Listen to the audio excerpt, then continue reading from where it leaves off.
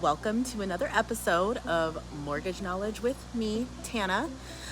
Today, we are going to be talking about debt to income ratio. And I know a lot of you guys are probably like, what is she talking about? What does that even mean? I'm going to break that all down for you because that is a very, very big piece in addition to what your credit score actually is to get you pre-approved and into a home loan. Debt to income ratio is super, super important. So let's get started. So, what is debt to income ratio? Quick and easy, debt to income ratio is what goes out, meaning what you guys pay every month versus what you have coming in. That is the quick and easy explanation as to what it is.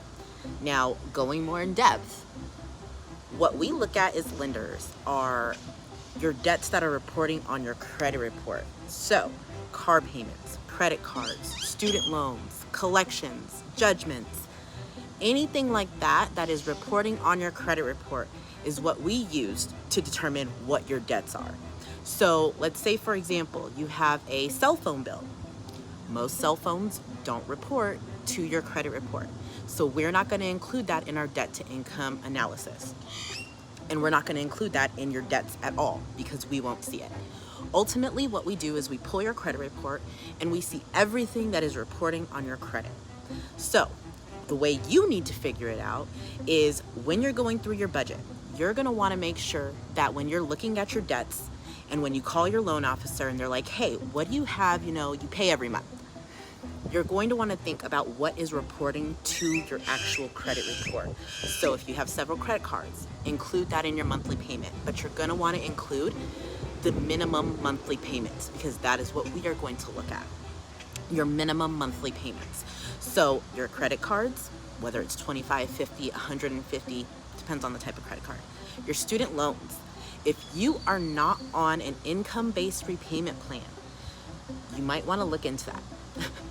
But ultimately with student loans, what happens is that if there is no payment reporting, we either need verification documentation from the student loan company saying that yes, you guys are not paying anything, it's really a zero amount, or what we do is, depending on who the investor is, we take the balance of the student loan and use a 1% payment or a 0.5% payment depending on who the investor is.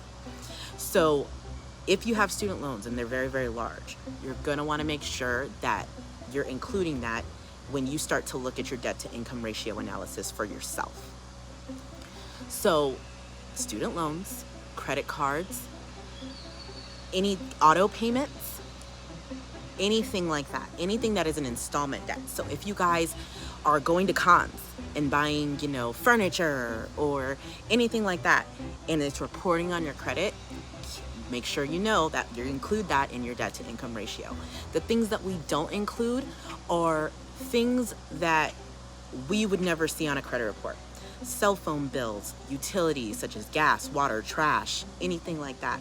We're not going to take those kinds of things into account. Your home insurance for your vehicle, we're not going to take that into account either because that is not a debt that is going to report on your actual credit report. So the way that you look at your debts is say, hey, what do I have reporting on my credit every month? Now, while I dislike Credit Karma because it's not very accurate, it is accurate in what is reporting to your credit. So if you need help with that, I would suggest you get Credit Karma just to see what is reporting on your credit. And so that you can see, okay, this credit card, this auto loan payment, this whatever else is out there is reporting to my credit. And that's what I need to include. The other piece is that I know a lot of people have been doing this like Experian Boost and including all these things that don't normally report to credit, such as rent, your cell phone bill, your utilities, gas, water, things like that I had mentioned earlier. When you guys report these things to the credit bureau, it helps. It absolutely does. But we as lenders don't look at them unless there is something causing us to have to look at them. Ultimately, those things, insurance, cell phone bills, rent payments, all of those things are considered self-reporting liabilities.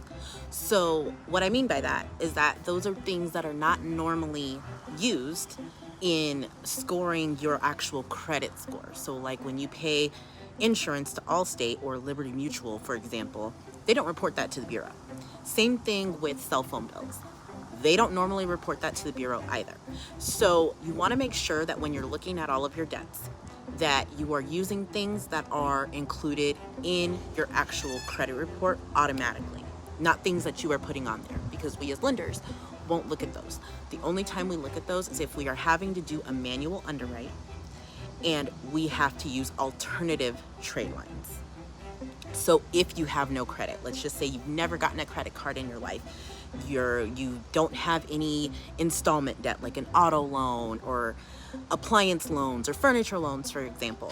If you don't have any of that and you come look for a home loan, we're going to ask for alternative trade lines, which is your insurance, rental insurance, car insurance, cell phone bills, rent payments, things like that. Those are alternative trade lines.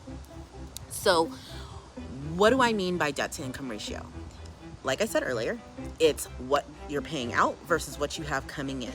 And us as lenders, when we look at your income, we actually look at the gross, meaning before taxes, before 401k, before anything comes out of your paycheck. That's what we look at in order to qualify you for your home loan. So when we say, hey, Mr. or Mrs. Borrower, how much money do you make? We want to know what your overall gross monthly income is. So before taxes, before insurance, before anything gets taken out of your actual income, because that is what we use to qualify you. So what we do with that is we calculate what your income actually is, your gross income. So again, before taxes, insurance, anything comes out, and we look at what your debts are at the same time. And what we do is we take your debts divided by your income, and that gives us a percentage. Now, in several different types of loans, you actually can have a higher debt to income ratio than what you would think. So, for example, conventional loans can go up to 50% debt to income ratio. It's actually really high. FHA, for example, can go up to 56.99% in debt to income ratio. And what that does is it just means that we're able to finance you for higher than what you think you would be. There is only one program that does not use gross income, and that is Veterans Affairs, or VA loans. VA loans, while we calculate your income based on a gross analysis, they actually have us do additional work to make it where we are actually qualifying you with your net income. But that's a whole nother story. Let's just stay on this debt to income ratio kick. So why am I telling you this? Because ultimately, when we go over your approvals and things like that, lenders tend to tell you, oh, you make too little for what you have going out, or we can only qualify you for, a $200,000 house because of your debt to income ratio. So ultimately, the things that are included in that are going to be the future house payment. So the home you're looking for, if you're looking for a $200,000 house and that monthly mortgage payment, including taxes, insurance, any potential HOA dues, anything like that, is all included in that analysis. So when we say, you can afford a mortgage payment of, $1,500, that's including those items.